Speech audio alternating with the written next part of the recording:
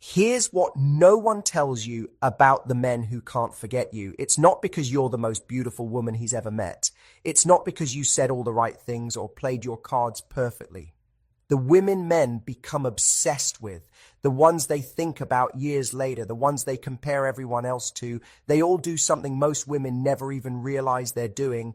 They press buttons inside his mind that he didn't know existed. Every man carries 4 emotional triggers buried so deep in his psychology that he can't see them himself. And when you activate them, not through games or manipulation, but through understanding, something shifts in him. He starts checking his phone, hoping it's you. He brings you up in conversations with his friends.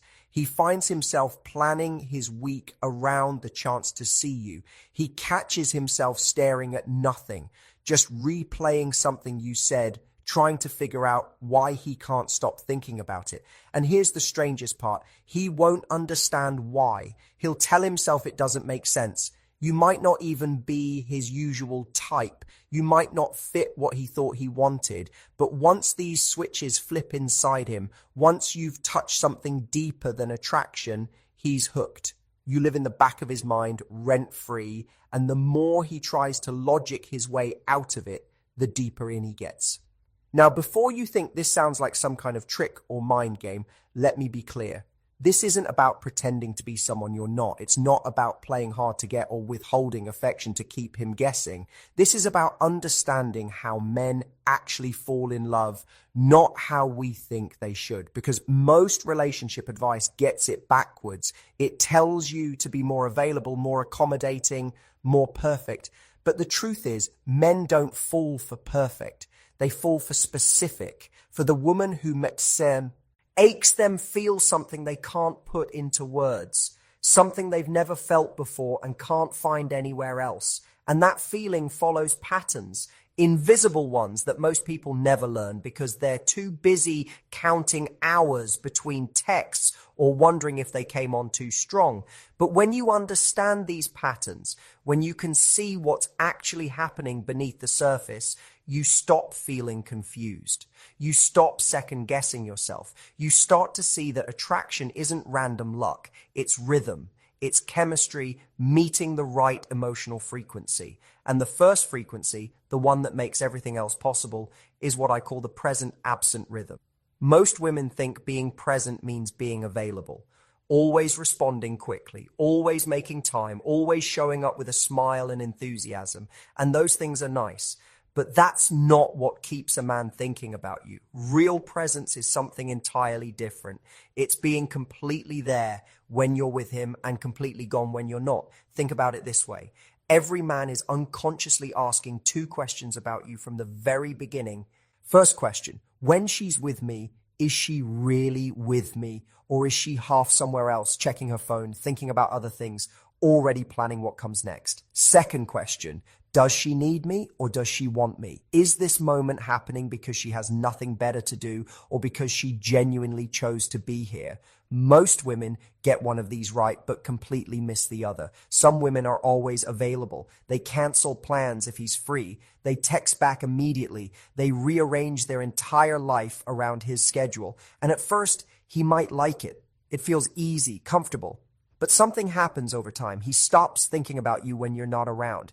Because why would he? You're always going to be there. There's no mystery, no longing, no space for his mind to wander back to you on its own. Your presence becomes background noise. Nice to have, but not exciting, not something he craves. Then there are women on the opposite end. They're busy, independent, always doing something. But when they're finally with him, they're still half distracted, still checking messages, still bringing up other plans or other people, and he can feel it. He feels like he's competing for your attention even when he has it, like he's just another item on your to-do list. Neither of these works because both are missing half of what creates addiction in his mind. But when you understand how to be fully present in the moment and fully independent outside of it, everything changes. When you're with him, Your phone stays in your bag. Your attention doesn't drift. You're not thinking about what you need to do later or what someone else is doing. You ask him questions that go deeper than surface small talk. You notice things, the way his voice changes when he talks about something he cares about, the little expressions that cross his face. You make him feel like in this moment, right now, he's the most interesting person in your world. But when you're not together, you're not performing availability. You're not texting him constant updates about your day. You're not checking in every few hours to make sure he's still interested. You have your own life, your own plans, your own world that doesn't need him to make it complete. And he can feel that in your energy. This combination does something powerful to his brain. It creates what psychologists call intermittent reward, but in a natural, authentic way. You're not playing games. You're not calculating how long to wait before texting back. You're simply living a full life and allowing him to be part of it, not the center of it. When you're with him, it's intense, focused, real. When you're not, he feels your absence. Not because you're ignoring him, but because your presence actually meant something. It had weight. It wasn't just filler time. And that gap between your presence and absence, that space where he can't quite reach you, that's where his mind starts working. That's where he starts thinking about you, wondering what you're doing, replaying conversations, looking forward to the next time he gets to be in your orbit. Because here's what most women don't realize. Men don't chase what they already have. They chase what feels valuable. And value isn't created through constant availability.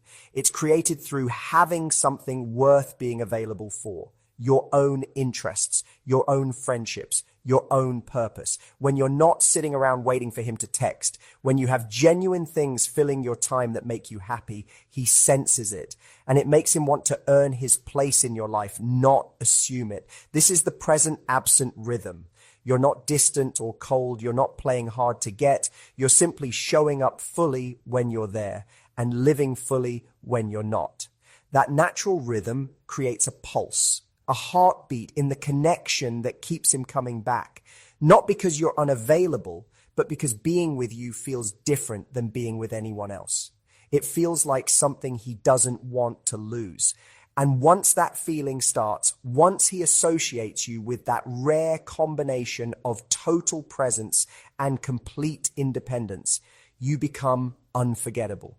You're not the girl who's always there. You're the girl he's always thinking about. That's the first button, the one that turns casual interest into constant thought. The second button is what I call emotional recognition. And this one might surprise you because it has nothing to do with how much you love him or how much you do for him. Here's the truth that most women never hear. Men don't stay with the woman who loves them most. They stay with the woman who sees them most clearly. There's a massive difference between caring about someone and actually understanding them.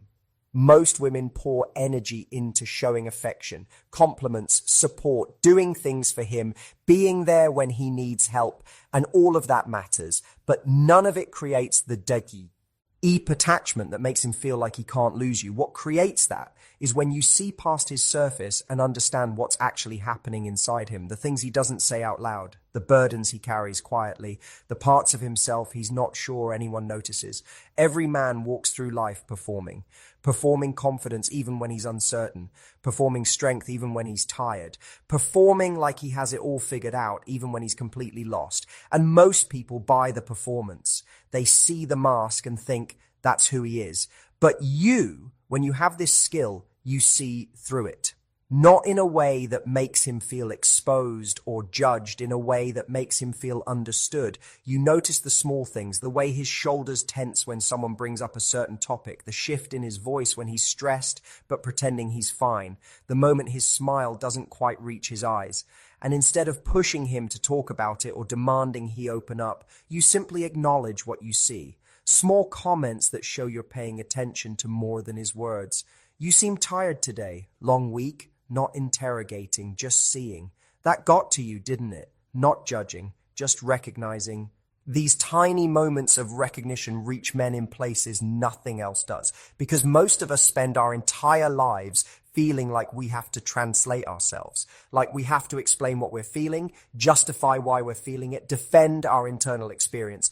But when you can look at us and just know without us having to say a word, something inside us relaxes. It's the feeling of being understood without having to work for it, of being seen without having to perform. I'll give you an example. A friend of mine came home after a brutal day. Nothing dramatic, just one of those days where everything felt heavier than it should. He didn't want to talk about it, didn't want to process it out loud. He just wanted to sit in silence until the weight lifted. His girlfriend at the time kept asking what was wrong, kept trying to fix it, kept pushing him to open up and share his feelings. And every question made him shut down more, not because he didn't appreciate her caring, but because it felt like pressure, like he was failing some test by not being emotionally available on command. A few months after that relationship ended, he met someone new. Same scenario happened. Bad day, came home heavy. But this woman did something different. She looked at him for a second, walked over and said, "Rough one? That's it?" Then she sat next to him and just existed there. No pressure, no interrogation, just quiet presence. And after about 10 minutes, he started talking. Not because she demanded it, but because she made it safe to. That moment created a bond that went deeper than any conversation they'd had before, because she understood something most women don't. Men don't open up when you ask them to. They open up when they feel safe to. And safety isn't created through questions. It's created through recognition, through showing him you see what he's not saying and you're not going to punish him for it. This is emotional recognition. It's the ability to read his unspoken language, to understand that when he goes quiet, he's not shutting you out. He's processing. That when he needs space, he's not pulling away from you. He's trying to figure something out. That when he seems distant, it's not always about you. And instead of making his emotional patterns wrong, instead of requiring him to operate the way you do, you meet him where he is. You respect his rhythm. You give him room to be human without having to explain or justify every feeling.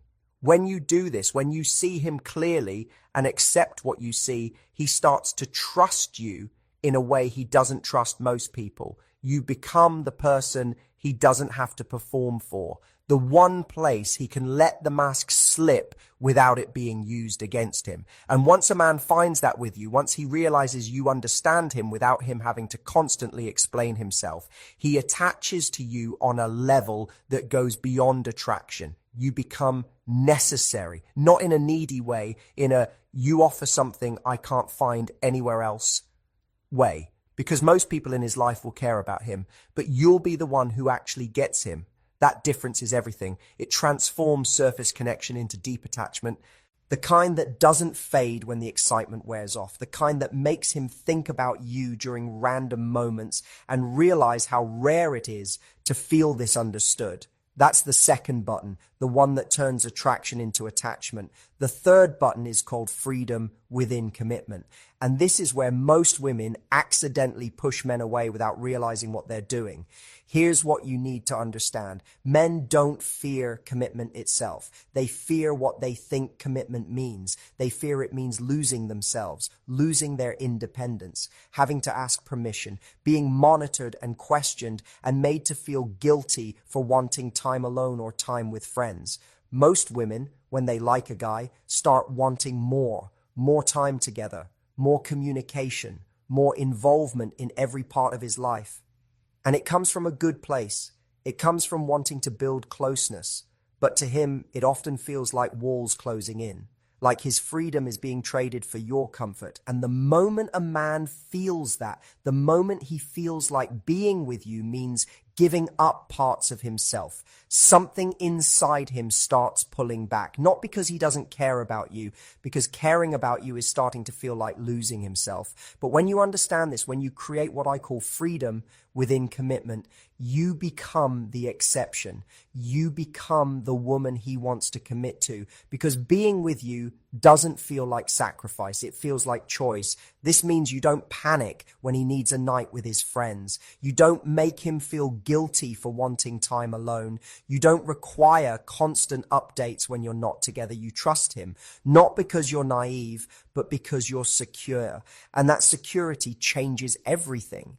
Because when you give a man space without him having to fight for it, when you encourage his independence instead of Eyeing it as a threat, he doesn't feel trapped. He feels free. And paradoxically, that freedom makes him want to choose you more. I've watched this pattern repeat over and over. Women who try to hold tight end up pushing men away. Women who give space end up being chosen. It seems backwards, but it's not, because men value what they choose.